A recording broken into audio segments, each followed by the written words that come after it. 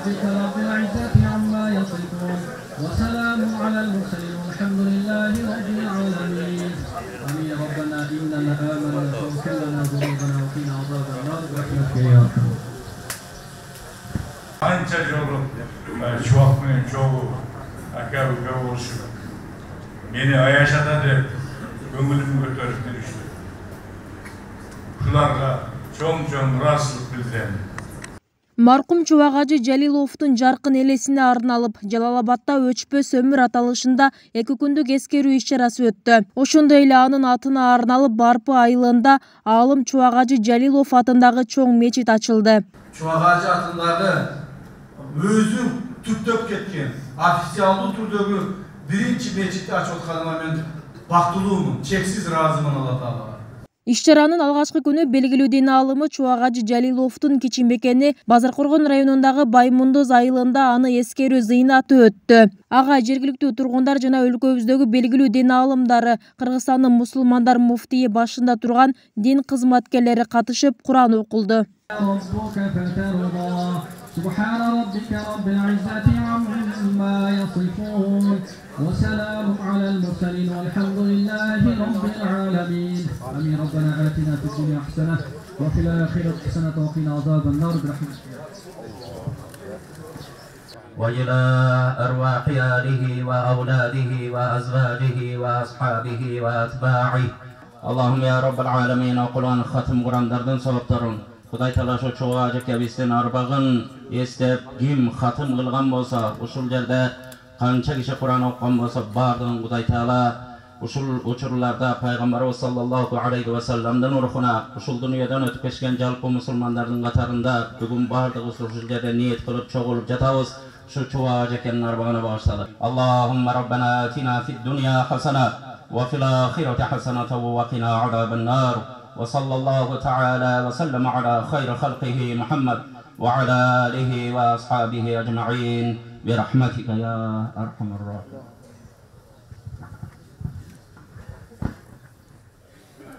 Эскерүүнү улай эле Чубагажы Жалиловдун жаркын элесине арналган Өчпөс өмүр аттуу илимий практикалык конференция Жалалабад шаарында өткөрүлдү. Конференциянын жүрүшүндө дайыма кыргыз калпагын жана чапанын кийип, салттык ханафийлик мектептин бараандуу өкүлү катары өлкө мусулмандарынын сүймөнчүлүгүнө ээ болгон Чубагажынын ишмердүүлүгү кенен баяндалды. Диний маселелерди элге жеткирүүдө Чубагажынын оюнун тунуктугу, сөзүн жалпак тил менен түшүндүрө билгени çoğun rol oynadı.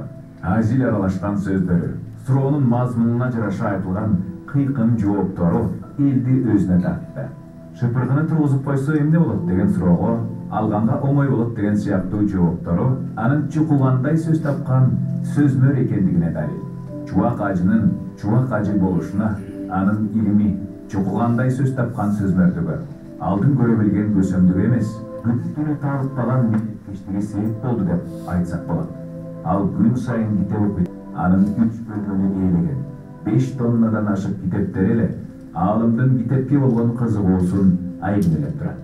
Бирде минип жүргөн унаасын сатып, анын акчасына 1 тонна 700 килограмм китеп сатып келгени эсимде. Мына Чубагы жекпеске арналып мына балдарыбыз 100дөн ашык катым урандарды кылып аны багыштадык. Канчалаган каалоо тилектер болду, ошону арбагына багыштап, ошо менен бирге бардыгыбызды жараткандан жакшылык тилеп аалымдарыбыз ушул бир жерге топтолуп, калайык калкка молчуруп, элибиздин тынчтыгын Алла Тааладан тилеп мына тарап атабыз. Бул жакшы саамалык. Мындай саамалыктарды иншалла келечекте башка областтарда да уюштурабыз. Чубак жекебиз эч кимибиздин эсибизден чыкпайт. Иншалла арбактарыбыздан разы кылып жайган жаткан жери жайлуу болсун демекчибиз. Мына өзүңүздөр көп болдуңуздар. Азыр илимий конференция болуп өттү. Ошондой эле азыр ушул илимий конференцияга параллельный эле Жалалабад областы боюнча Кур'ан конкурсу болуп атат. Кур'ан конкурсуна 30 пара, 20 пара, 10 парага 30 бала атсалышып атышат. Буну Кыргызстан Ислам университет жамааты, Кыргызстан мусулмандар диний башкармачылыгы, муфтият жамааты жана Кыргыз Республикасынын президенттин алдындагы дин комиссиясынын жамааты биргеликте бул маселе уюшулган. Буну толук бойдон Жалал Абад облусунун диний башкармачылыгы колдоп, биз уюштуруп бердик. Кудай кааласа, эми бул иш-чара мындан арыдагы жанагы жогоруда айтканда китеп бетине, кагаз бетине түшүп, мындан арыдагы уланып, кыргыз элибиздин алдына тартууланат. Сузак районундагы Барпы айылында Алым Чубагажы Жалилов атындагы мечит ачылды. Аталган мечит 2019-жылы маркум Чубагажынын катышуусунда алгачкы курулушу башталган болчу. Курулуш чыгымдарын УКМК төрагасы Камчыбек Ташиев туугандары менен чогуу каржылаган. Ачылыш аземине Чубагажы Жалиловдун атасы, уулдары, Кыргызстандын муфтийи, белгилүү дин аалымдары, жергиликтүү тургундар жана жергиликтүү бийлик өкүлдөрү катышты.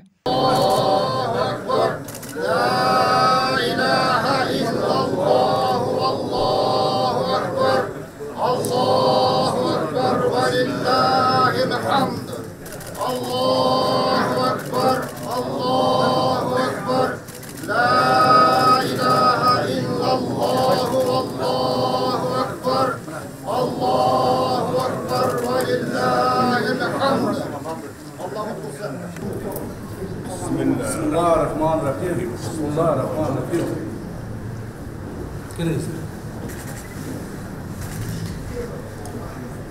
Аталган мечит Алым Чубагажы Жалиловдун аты ыйгарылган Кыргызстандагы алгачкы чоң мечит болуп калды. Мечиттин ачылышына карата Жалал Абад облус аймагындагы медреселерде билим алып жаткан жаштар ортосунда Куран окуу сынагы да өткөрүлдү. Жеңүүчүлөргө жана жалпы катышуучуларга акчалай сыйлыктар ыйгарылды.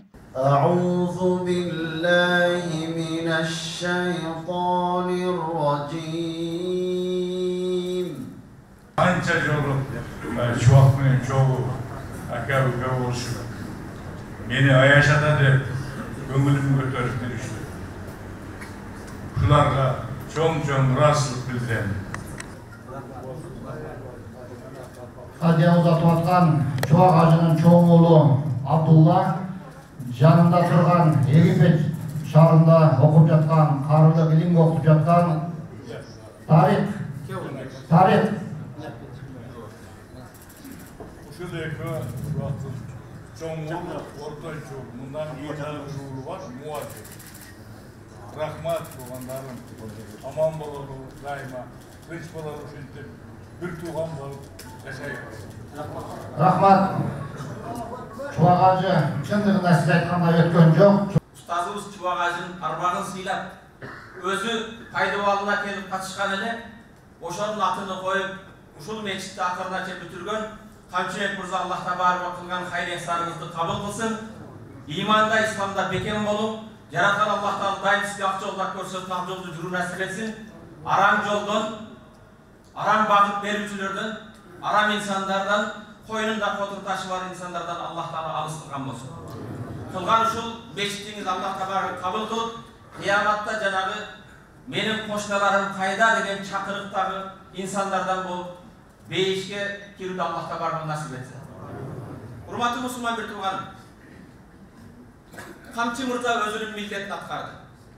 Bugün bizdin Barpı ayılımızga beşikке mufti başı bolup, kazılar böşük olup, alımlar bari kelip açıp ketti, koz açılış oldu dep büttü demeliler. Negizgi milletine neyme başladı. Negizgi milletine hurmatly musulman bir tuğan. Meçit karan kanday koz, yaratkan Allah Taala bilir. En koz tadına kay meçitlerden biri özü. Yaratkan Allah Taala bu, men meçit kuruu jönündө, meçitin soğuu jönündө inşallah başka ustazlarımız көп айтат. Men aytayын деген маселе, uşu meçit uşunday saktap kalуу. Bugün azı жердин üstünde emas, asmanda dagı bayram bolup atat desem adaşmasam gerek. Perişteler suyunu atat desem, Allah razı bolup atat desem adaşmasam gerek. Antkeni жердин üstünde Allah'ın үйü kuruldu. Jaratkan Allah razı bolup turgan, berekesin bere turgan, hidayatın bere turgan, adamlardı oңдой turgan, adamlardı ынтымак ve başın bekem kıla turgan, ahiretke dayardana turgan, beyişke dayardana turgan bugün meçit saldı. İnne avvela beytin mudi'a linnas lellezî bi Bakkata mübareke ve hudan lil âlemin. Tuğanlar, жердin üstünde en birinci kurulgan üy, adam balasının tarihinde, Mekke şahrında Allah Teala'nın üyü Mescid-i Haram, Adam aleyhisselam kurgan. İki maksatta kurulgan eken Allah Teala aytat Kur'an-ı Kerim'inde. Hidayat cana berekeli. Kimde kim hidayatlı kalmasa adamday yaşayın. Ayvan bolup ketmeyin, şeytan bolup ketmeyin dese ağa meçit. Kimde kim hidayatlı kalmasa insan bolup faydalı yaşayın. Baktılı yaşayın dese ağa meçit. Allah'ın çakırığı hayy alel felah, kutuluğa gelgile, dünyanın baktısızlığına, kabırdın azabına, karanlılığına, ahirettin korduğuna, dozoktun otuna kutulgandı kalaysın mı? Hayy alel felah, gelme ciddi.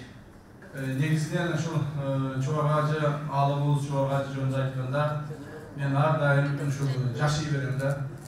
Hayata süreçpeyli çoğu ağacı boyunca үйde болобу, көчөдө болобу, başka yerde болобу, мечитте болобу, şu çoğu ağacı önünde biz jaşıy beremiz. Sebebi degende çoğu ağacı bizdin жүрөгүбүздү ушунчалык отуруп калган экен. Биздин жүрөгүбүзгө, элибиздин, журтубуздун жүрөгүнө ушунчалык отуруп калган экен. Жыл өткөн сайын технология өзгөрүп атат. Коомдо ар түрдүү көрүнүштөр чыгып атат. Мына азыр бири-бирине жала жаап, жакшы жаман сөздөрдү айтып, жөнүндө бирөөнү күнөөлөп коюш өтө оңой болуп калды. Телефонду бетине кармайт, паланча түкүнчө жаман деп туруп эле бир нерсени айтып коет, бүт ааламга таратып жүргөнгө мүмкүнчүлүк болуп калды. Мына ушундан эмне сактап калат? Мындан биздин ыйманыбыз сактап калат турганда. Ички дүйнөбүз сактап калат. İçimizden biz imanlı olsak, içimizden biz şındaki hakikatlere işensek, oşunda caladan bizi, tohumumuzdu, memleketimizi, cana uşul yerde oturmagan her birimizi saktap kalar. Uşul gana saktay, başka nese saktay almay. Akçan dağın, baylığın dağın, dünyanın dağın, beyliğin dağın saktay almay. İmanımız gana saktap kalar. Oşunduktan biri-birimizle imanlı boluğa çakırıp, biri-birimizin ara kendimizge, ta kendimizge, her birimizi şerişimiz kerak. Men bunu aytkanım sebebi, bugün bizden jurnalistler tartып atat, hazır çıkarsa erteğinden başlayıp tağını ayta başlayı. O taşıyıp tağın kayaktan akçını alıp bunu kayaktan kurup koydu. Hurmatlı tutulganlar, Allah Teala'nın aslında köylük verip aytıp edelim. Uşul meçitti, jana barlık yaşoğumdu men alt peşine terimini işlep belirsin. Bundan arı da şunday olur. Bundan arı da men gözüm öt küçü şunday olur. Tapkan taşıganımdı. Allah Teala buyurgan nasip etken rızkının bardığın elim menen, jurtum menen bölüşüp çekenge millettүү olur. Jana şonu jasap biletam. Oşa kılgan işimizin biri uşul. Sebebi bu işte biz jasaganыбыздын sebebi 2019 yılı sentyabr ayında uşul meçitte birinci fundamentin lapatkasın çoğu ağacı taşla versin de biz kıyla küttük. Sebebi çoğu ağacının özünün bayağı programmaları olup bir de kilal baykalı attı, bir de başka olup kalı attı. Kütüp okurup ahiret çıradıklarının Allah şoğa bizge nasip etken eken bir gün çoğu ağacı geldi. Toygan bayağıcı olup buna çoğu ağacı ne getir o şu günü atası Tacıkul Avanlar'ın erişte olan eken. Ne getir uşul meçitke, uşul mesela janagı birinci bitonu kuyabız degen erişip kelgen eken. Oşonda oşo gelip uşul жерге мынау балдар турган бурчка биринчи ошол бурчка чоң агачы биринчи лопаткадагы бетонду таштаган эле. Анан ошондо эле биз тамашалашып айттык эле азыркы ачылыш менен бир жагынан бизге мен үчүн кубанычтуу болуп турат, бир жагынан кайгылуу болуп турат. Кайгылуу болгон себеби чоң агачыбыз арабызда жок болуп турат. Ошол ажыкебиз арабызда болсо жаркылдап жайнап бул жерде күлүп тамашалап өзүнүн таалим тарбиясы менен баарыбызды ушундай көңүлүбүз көтөрүп турат. Бирок ага биз жете албадык, Алла буйруган эмес экен. Ошондой мезгилде Чоң Агачы атындагы өзү түптөп кеткен официалдуу түрдөгү биринчи мечитти ачып атканыма мен бактылуумун, чексиз ыраазымын Алла Таалага. Ушундай аалымдын атын ушул жерге мечитке бергенибизге, ушундай аалымдын атын өчүрбөй кармап калганыбызга мен бактылуумун деп эсептейм. Кайсы гана кызматта отурбай, кандай гана жерде болбой, бирок аалымдарыбыздын алдында баш ийгенге, аалымдарыбыздын алдында урматтап сыйлаганга биз милдеттүүбүз турганда. Чубак Ажы Жалилов интернет жана маалымат технологиясын пайдалануу менен мусулман жамаатына кыргыз тилинде онлайн жана башка усулдарда ырааттуу дарстар окугандыгы, сынга ачыктыгы, жемкорлукка каршы маанайы менен белгилүү эле. Ошондуктан анын жактоочулары арбын болгон. Белгилей таанымал ханафи диниятчы мурдагы муфтий Чубак Ажы Жалилов капысынан келген илдеттен улам өткөн жылы 45 жашында дүйнөдөн кайткан болчу. Бүбүсра Орозалиева, Шерзат Эгембердиев, 7 канал, атайын чыгарылыш.